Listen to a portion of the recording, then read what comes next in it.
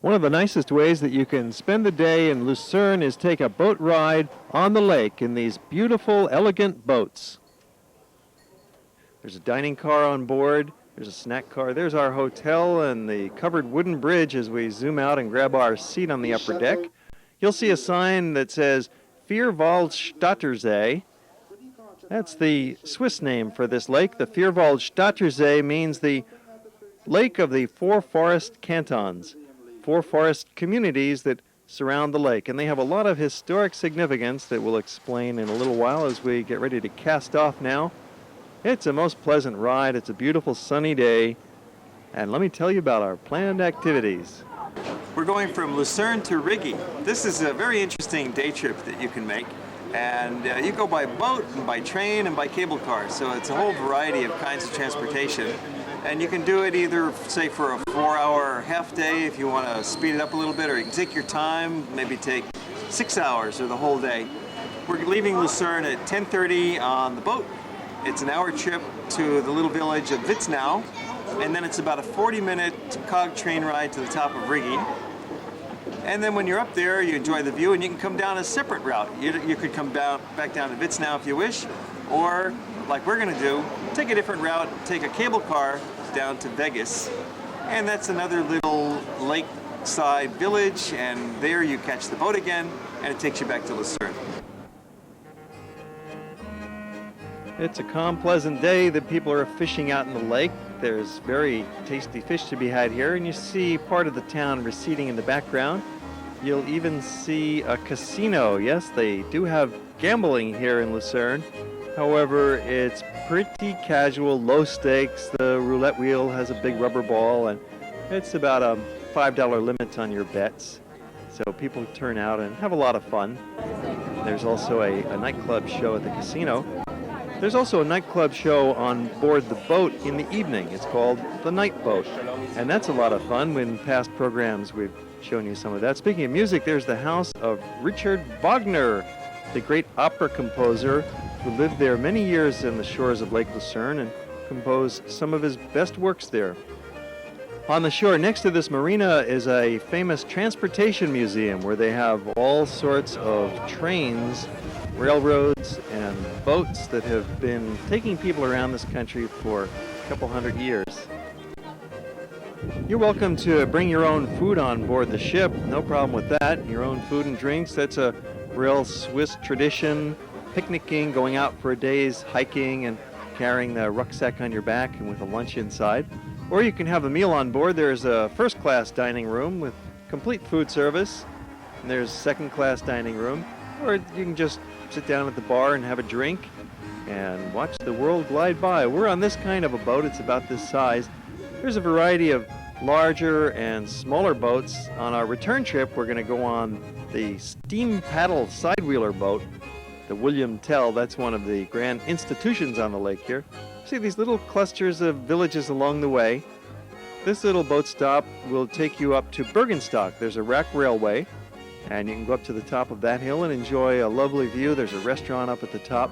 The Swiss have really designed the art of recreation, where all of these different kinds of public transportation meet together. You get off the boat, you get on the rack railway, it takes you to the top of the hill. There's a restaurant up there, and you have a beautiful view. We'll show you in a short while when we get to the top of Rigi, and then a little later in the program we'll get to the top of the Jungfrau. Now we're passing the little village of Vegas. We're not getting off the boat just yet, but later in the afternoon we'll be coming down the mountain to Vegas and boarding the boat at this little village after a quick lunch. It looks like they're having a little concert in the bandstand today in the park. A boat ride like this gives you a chance to meet and talk with some local people, and while most of them speak English pretty well, some of them don't. So we're going to talk to this fellow a bit in German to find out how's the weather tomorrow up on the Jungfrau. Morgen. Morgen, ich gehe auf Jungfrau am Morgen. Am Morgen. Ja, das ist wieder besser, ja. Guten Tag, morgen. Ja, das ist morgen. Morgen, übermorgen, Samstag ist das Wetter gut. He? Gut. Das gut. ist richtig. Aber Sie müssen, wenn Sie die Jungfrau Joch gehen, dann müssen Sie, es ist ein Lift 50 Meter hoch, wie da einen auch. Ein Lift, ja, aha. Und den müssen Sie machen, nur dann, wenn Sie oben sind. Mit dem Lift dann können Sie sagen, es ist wunderbar. Ja, Und dann zweitens, der Lift zweitens hat 150 Meter Tunnel. Tunnel, In der Aletsch-Gletscher. Yes, the glacier, yes. Ja, der Aletsch. Letsch, Da können Sie die Tunnel durchgehen. Dann sind Sie auf dem Aletsch-Gletscher. You might want to brush up on a little German before you go to Switzerland if you're in the eastern part of the country. The western part, they speak French. And as I mentioned, they speak English as well. But it's always fun to know at least a handful of words in the local language of whatever country you're going to visit. Be sure to have your camera ready. There's endless scenery going by as we approach the little village of Witznau, where we're going to get off to the Rigi Bahn, the little train that goes up to Mount Rigi. The boat just pulls into the dock for a few minutes, so you've got to be ready to get off the boat and walk right down the gangplank as soon as it's ready. The schedule of the boat and the railroad is nicely coordinated, so you get off the boat and the train is waiting for you at the station. You get right on, and here's a pictorial representation of the route we're taking from Lucerne to Witznau, then up the railroad to the top to Rigi, back down a cable car to Vegas, and then another boat will take us back to Lucerne. Quite a day's outing. It's a short ride up to the top, takes about 25 minutes. And in this case, you don't have to change trains. The one train will take us all the way up there. Tomorrow when we go up to the Jungfrau, we'll have to change trains several times because that's going up much higher. Mount Rigi stands 5,900 feet high, and it's surrounded by waters. It's called the Island Mountain, with its steep shoulders covered with forests and beautiful chalets and cows. There's a number of hotels in the area, small hotels, and there's quite a number of hiking trails that you can enjoy from the top of Rigi. There's some strenuous walks or some leisurely strolls, as we'll see. This region all around Lake Lucerne played an important role in the early history of the country of Switzerland, for here is where Switzerland was born back in the late 1200s.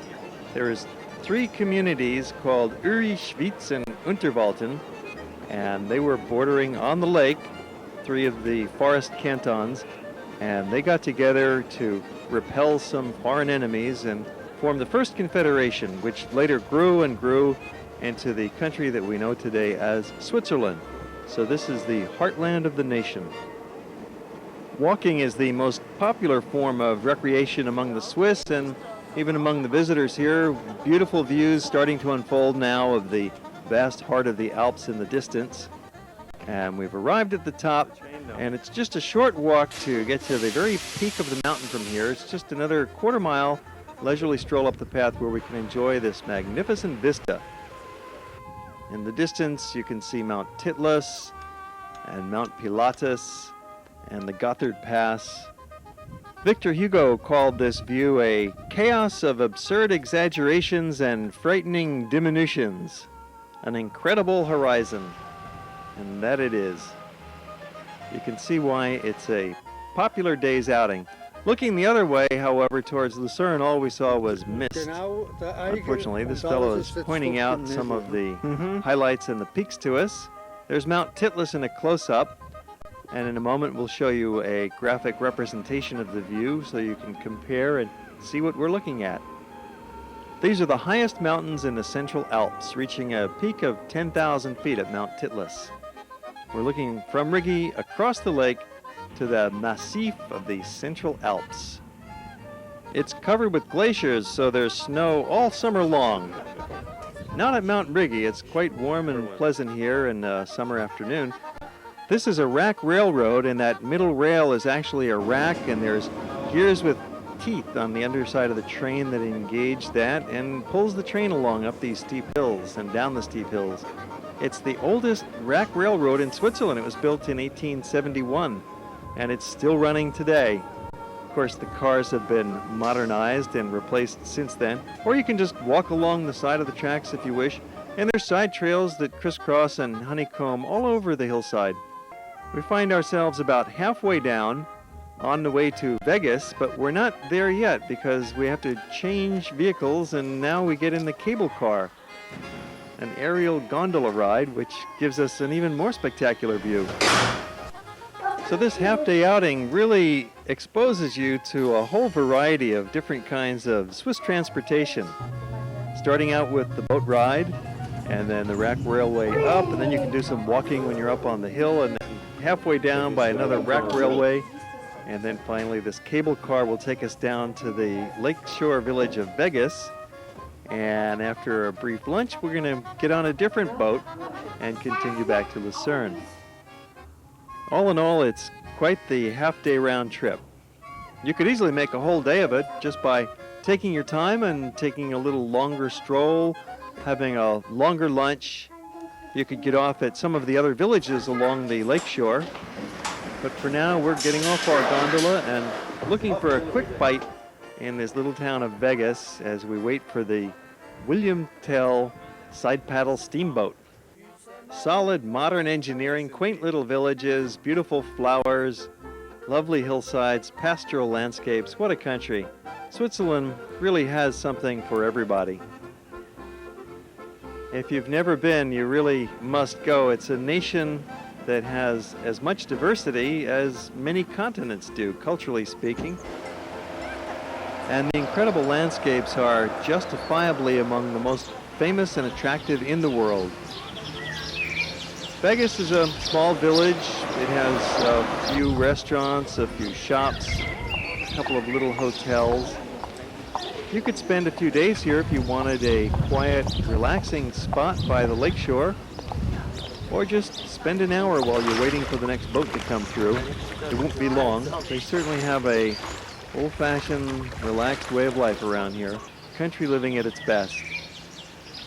These big chessboards and chess sets are one of the traditions you'll find in nearly every town in Switzerland. It's time to drop the forks, pay the bill, and go board this beautiful, historic boat. It's been perfectly renovated. It's 100 years old, but it's running like a modern timepiece. As we efficiently cast off, and we're on our way in just a few minutes. And it's about a 30-minute relaxing ride back to Lucerne, stopping a few more times at these little villages along the way. They have their steam engine on public display. They're so proud of how clean and efficient everything is running there. There are several restaurants and cafes on board, and it's a big enough ship that you can amuse yourself for a while just simply exploring it, wandering about its decks and trying different benches, different views. Settle down and relax and watch the lake glide by. You can see why Lucerne is such a popular place for the visitors to stay for a few days, because there's quite a variety of things you can do from Lucerne. You can take this trip to Rigi. There's a similar boat and railway trip up Mount Pilatus. You can take a train and cable car ride to the top of Mount Titlis, 10,000 feet high, and play in the snow at the ever-present glacier. And there's historic sites like the Field of Rutli, where the three cantons formerly got together in the year 1315, formed the beginning of the country. There's a public beach there on the shores of Lake Lucerne, just near town, as we approach the beautiful village itself. And even if you don't leave Lucerne, you could spend 2 or 3 days just in the town itself, because it's very pretty, attractive, nice stores and restaurants, beautiful buildings.